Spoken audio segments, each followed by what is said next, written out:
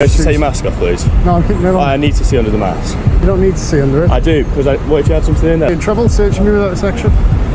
You're more than welcome to make a complaint. I will be.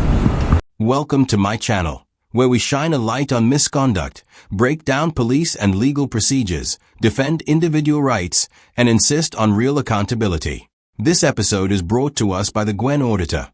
Be sure to check the link below, subscribe to his channel, and give him full credit for his work. In this installment, the Gwen Auditor was spotted outside the Canadian Embassy, and the police did not arrive to investigate. They arrived to dominate, instantly treating a man with a camera like a high-level threat. They skipped over the most basic legal requirements and jumped straight into a search without even bothering to name the specific section of law they were relying on. This was not some simple oversight. It was an arrogant display of authority that viewed a citizen's rights as nothing more than an inconvenience rather than a legal boundary. This complete breakdown of proper procedure is exactly why he decided to take legal action against them. Am I detained? Okay. These Am I officers, detained? this security from the embassy. Yeah, I'm still in public. This guy has been observed filming the embassy. Yeah. So we need to consider a search of him of the terrorism act to make sure. You do this, you know what's going on. So It's not a good idea. Could you identify yourself, please? You can see my name here, Lieutenant Corby. Okay. We've had a complaint from the Canadian Embassy that you've been filmed photographing people coming in and out of the embassy. I'm allowed to film in a public Coronation place. is taking place tomorrow, and this is a particularly sensitive I'm allowed to film in a public place. Sorry? I'm allowed to film in a You public are, place. but you're not allowed to gather evidence or material that might be used to support terrorism planning. Do you understand that? Well, do you have reasonable suspicion that I'm a terrorist? Well, because these people have observed you... Do you have filming reasonable premises, suspicion that I'm a terrorist? These people have observed you filming people going in and out to the main entrance to the Canadian Embassy. And there's lots of sensitive people moving around the city at the moment. There's a heightened level of security and a heightened threat in the city. And when we see people filming around diplomatic premises, that gives us cause for concern. Do you understand that? It could be concerned, but there's no reasonable grounds to suspect that I am a terrorist. Okay. The instant the superintendent and his team put their hands on TGA without saying a single word, they completely abandoned the principle of policing by consent and replaced it with a show of raw physical force. Ignoring the most basic question of whether a citizen is actually being detained is not some clever tactic. It is a cowardly way of dodging the law by a senior officer who knows full well that his legal position is shaky at best. By moving straight to a search without asking even one investigative question, the superintendent bypassed every professional standard in the book, making it clear that he was not there to gather facts, but simply to shut down a camera. When pressed on what reasonable suspicion he actually had, his weak attempt to rely on observations from private security only exposed his complete lack of competence. Reasonable grounds you might be gathering information that might be used to plan a terrorist attack. What reasonable grounds have you got? Well, as I just explained to you, No, you've been observed by security at the embassy. That's not reasonable grounds. Filming people Somebody coming out of filming in a public place is not reasonable grounds to suspect someone's a terrorist. Okay. Sarge, you got the information here? That's understood, yeah.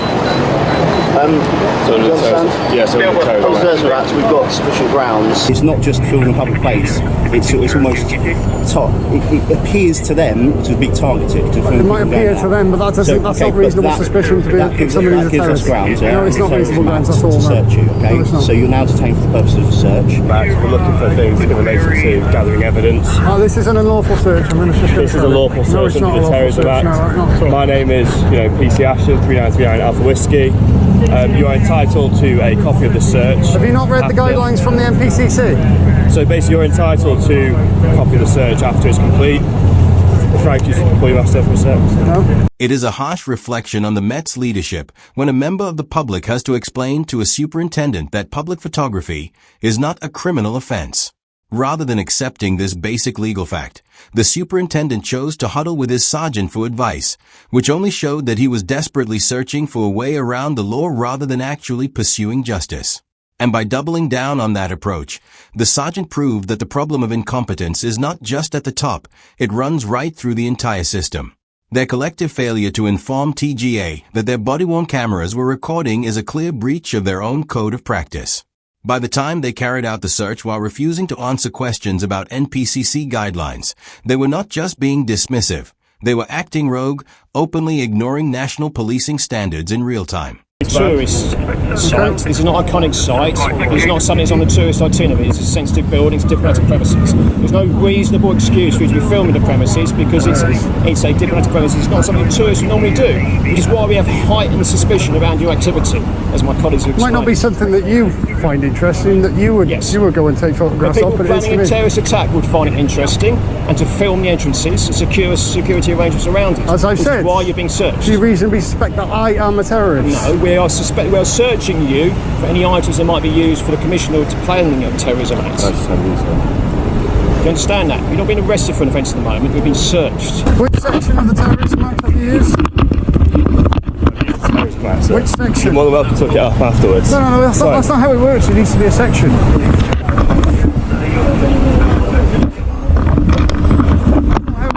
Under the terrorism act, we're allowed to search you in relation to gathering evidence. Sorry, if you just say calm, we're allowed to search you. It's all because we're looking for things in relation to this, yeah? So you're just searching me without a section, are you? No, trust me. The superintendent's attempt to link unusual behavior with terrorism is a feeble stretch that reveals a serious lack of legal understanding. Claiming that a photographer might be involved in terrorist activity, while at the same time admitting that he does not actually suspect them, is a complete logical contradiction. Suspicion must be built on facts, not on a superintendent's inability to understand why someone would choose to film a building. The officer on the ground then had the sheer arrogance to tell TGA to look up the law for himself, which is not just a failure of professionalism. It is a direct violation of PACE, which clearly requires that an officer must state the legal power and the grounds for it before laying a hand on any citizen.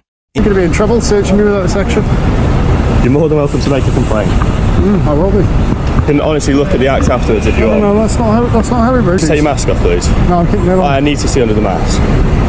You don't need to see under it. I do, because what if you had something in there that could hurt me or you? Right. It's all for people's safety. I hope you understand we're doing this for people's safety. No, I don't. Then welcome to read all about the terrorism act, and you'll see. Nothing else You haven't even given me a on section. him. It's all good in there. Yeah. You won't be getting any details from me, Sergeant. I'm not required to give any details. I haven't broken the law. Required to give details. No, I'm not giving details. But you know, like, it's one of the things under PACE, Code G, there is if we don't have name or identification, we can arrest you. Arrest me for what? And then we just get for not giving name or an address. I'm not required to. No, you are under PACE I'm not Code G. required to. Okay. You might want to Take your hands off. Just keep your hands where I can see them, please. Honestly, just can I have your name, please, mate? No.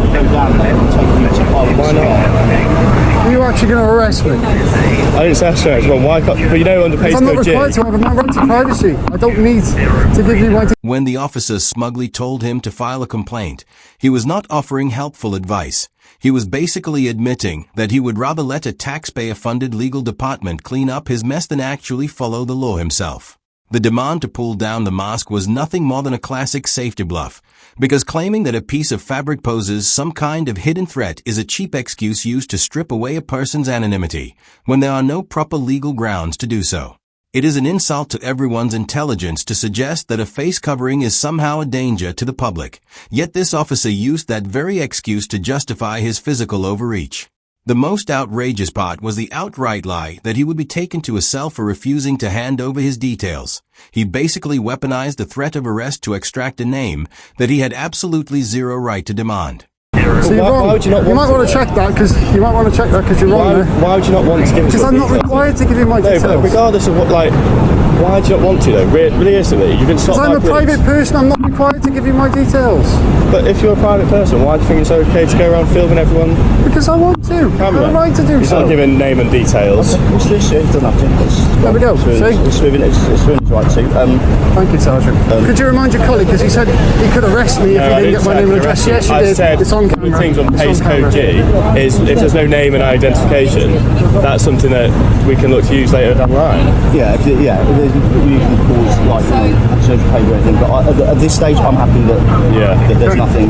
Am I okay to take? Am I still detained? Am I okay to take my picture? No, you're not detained anymore. Thank you. Okay. I hope you. Okay, thank you very much. The Gwen auditor has confirmed that he received a payout for this specific incident, which stands as the ultimate proof that the police conduct was completely indefensible.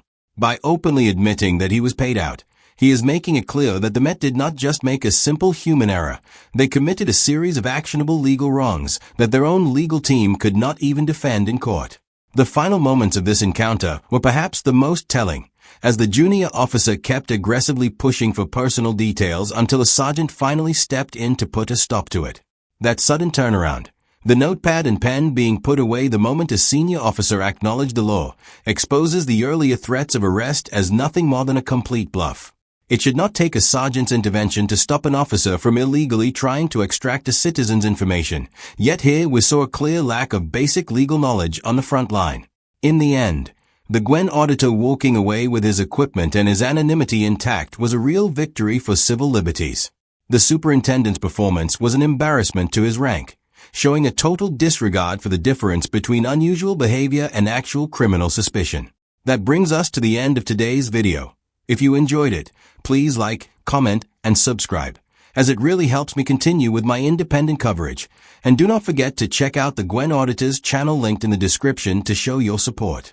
Thanks for watching. This was MY Channel, and I will see you in the next one.